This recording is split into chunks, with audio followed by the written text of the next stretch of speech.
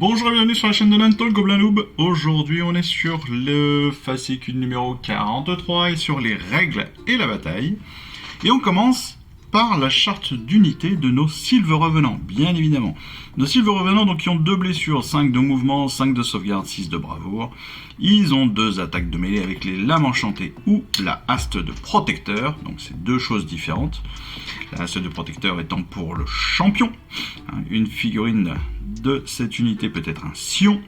Ajoutez 1 à la caractéristique d'attaque de l'arme de mêlée de cette figurine, et un scion peut être armé d'une haste de protecteur au lieu d'une lame enchantée. Voilà, donc c'est au choix. Soit il a une haste, soit il a une lame enchantée. Donc ça, c'est vous qui avez décidé cela lorsque vous avez monté votre figurine. Ensuite, avant l'aptitude, ils ont potentiellement deux types de figurines spécifiques. La première, c'est évidemment un porte-étendard. On nous l'a fait monter dans le fascicule, donc on le sait. Il y a une figurine sur 5 de cette unité qui peut être un porte-étendard des clairières. Donc si cette unité comprend un ou plusieurs porte-étendards, évidemment, parce qu'on pourrait avoir une unité qui soit plus grande que 5, eh bien, les figurines de l'unité peuvent alors se déplacer de jusqu'à 6 pouces au lieu de 3 pouces lors d'un mouvement d'engagement. Je rappelle, le mouvement d'engagement, c'est le petit mouvement qu'on va rajouter à notre charge pour aller se mettre en mêlée, tout bêtement. Donc ça peut être hyper intéressant parce que 6 de mouvement supplémentaire, c'est pas mal. Ensuite, on a une possibilité d'avoir une figurine sur 5 qui est un musicien. Donc il a un syringe descente. Voilà, ne me demandez pas ce que c'est. Si cette unité inclut donc un ou plusieurs syringes descentes, elle peut emprunter les sentiers spirituels au lieu d'effectuer un mouvement normal au début de votre phase de mouvement. Et donc si elle le fait, on va retirer cette unité du champ de bataille et on va la placer n'importe où à plus de 9 pouces des unités ennemis. Pareil, ça peut être aussi très intéressant parce qu'en fait on va pouvoir déplacer notre unité très facilement un peu là où on le veut sur notre champ de bataille à plus de 9 pouces d'une unité ennemie. Mais ça veut dire qu'on va pouvoir les déplacer très facilement là où on le souhaite grâce aux musiciens. Enfin, l'aptitude, c'est mémoire martiale. L'aptitude de ces Sylves revenants, donc c'est une fois par round de bataille. On la rappelle, un round, 2 tours, 6 phases. D'accord ? Donc une fois par round, cette unité peut recevoir l'ordre attaque en règle ou défense en règle, sans que l'ordre soit donné et sans dépenser de points de commandement. On se rappelle ce que sont les défenses et les attaques en règle, bien évidemment. Et ce qui est plutôt intéressant, c'est qu'en effet, on n'a pas de points de commandement à dépenser. Donc c'est plutôt bien.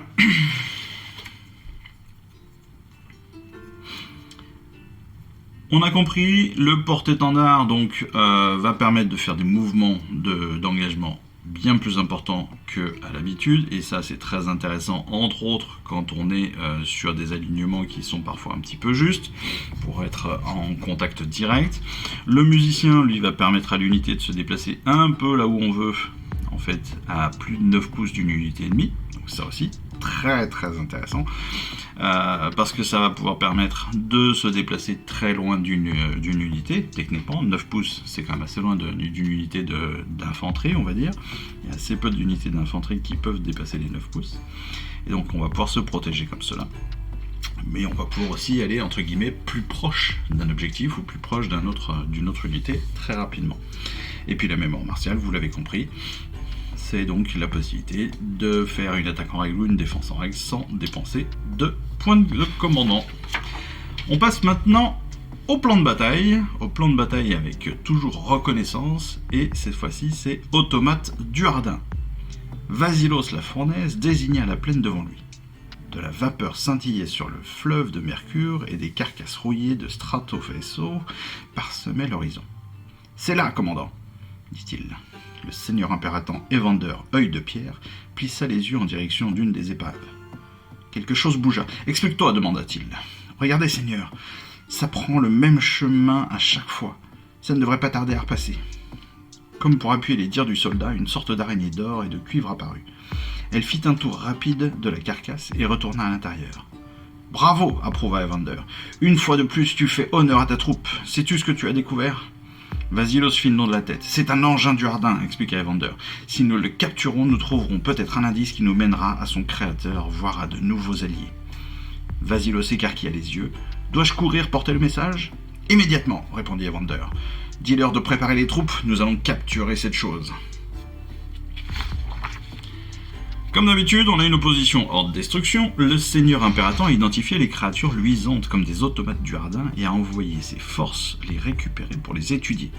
Si la patrouille réussit à s'emparer des engins, elle découvrira de précieux secrets sur leur créateur et portera un coup dur aux hordes de la destruction.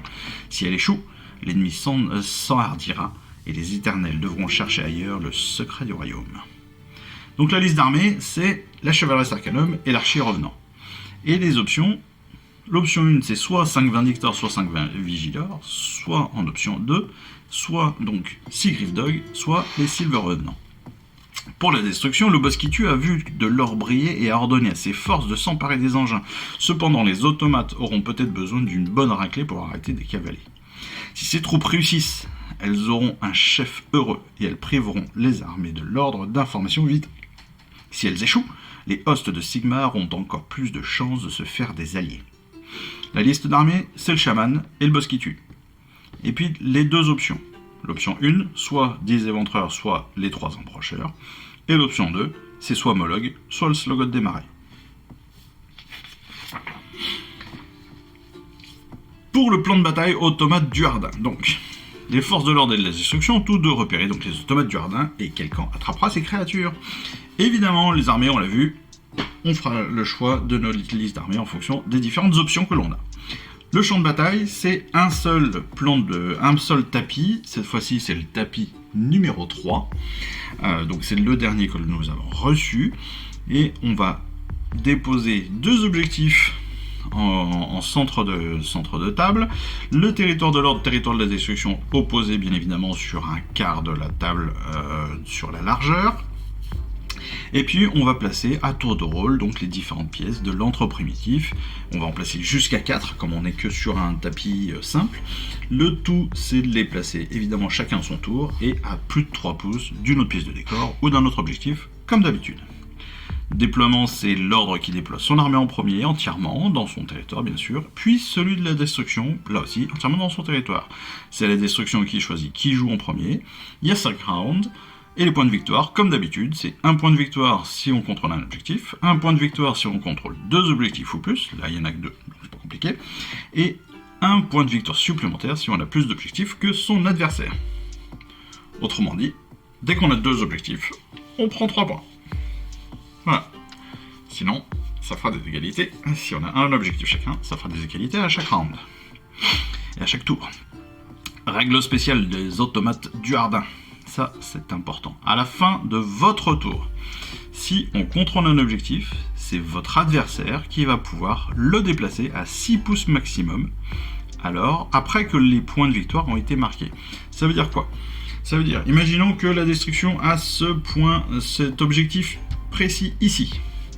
Eh bien, une fois que son tour est terminé, le point est déterminé aussi, il est donné à la destruction. L'ordre a le droit de déplacer ce point d'objectif de 6 pouces maximum.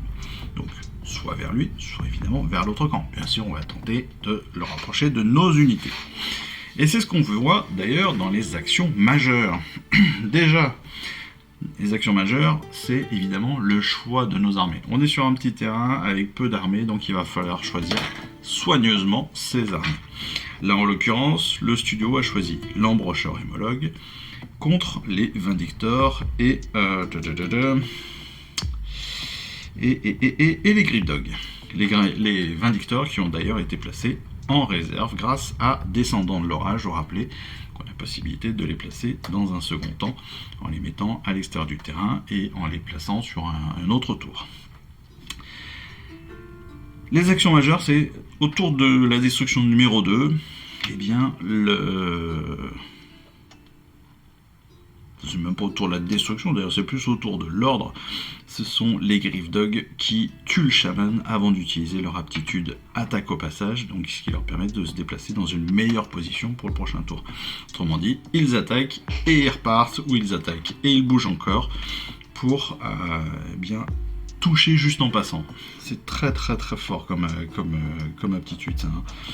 Le tour de l'ordre numéro 2 avec... Bon, c'est plutôt le tour de la destruction. Ils se sont plantés, j'ai l'impression, hein, on est bien d'accord.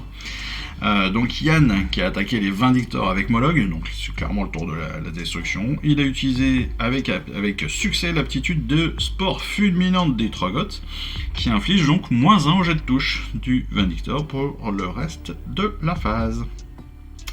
Et puis le dernier point, c'est la destruction qui justement possédait un objectif. Et non, c'est même pas la destruction, c'est l'ordre qui cette fois-ci donc possède un objectif. Et comme elle possédait un objectif, eh bien Yann qui a la destruction en main, eh bien décide de déplacer l'objectif de 6 pouces de l'archi revenant. Voilà, tout simplement. Bon, je pense que c'est assez simple, assez clair. Cette règle spécifique, hein, des automates du Hardin est assez sympathique, mine de rien, parce que ça va renouveler pas mal le champ de bataille et puis les différentes tactiques en fonction des rounds, en fonction des tours de chacun. Donc ça a amené pas mal de suspense, c'est plutôt cool. J'espère en tout cas que cette petite vidéo de règles avec la charte d'unité des Sylves revenants et puis de cette nouvelle bataille automate du Hardin vous aura plu. Et puis en attendant, moi je vous remercie évidemment de me suivre et de continuer à me suivre et de me soutenir comme ça par vos visionnages et par tous vos commentaires super positifs. Et puis il me reste plus qu'à vous souhaiter une excellente fin de semaine et surtout à vous dire à très très vite pour une prochaine vidéo. Allez, je vous embrasse. Ciao, bye bye. Je vous remercie d'avoir suivi cette vidéo. Si ça vous a plu, eh bien abonnez-vous, lâchez un petit like et un commentaire et suivez-moi sur Instagram où je poste régulièrement des photos de mes dernières réalisations et dernières peintures. Et puis comme il est maintenant de tradition sur la chaîne, je vous souhaite une excellente fin de journée et surtout, lisez bien, collectionnez bien, assemblez bien, peignez bien et jouez bien. Allez, je vous embrasse et puis je vous dis à très vite. Allez, ciao, bye bye.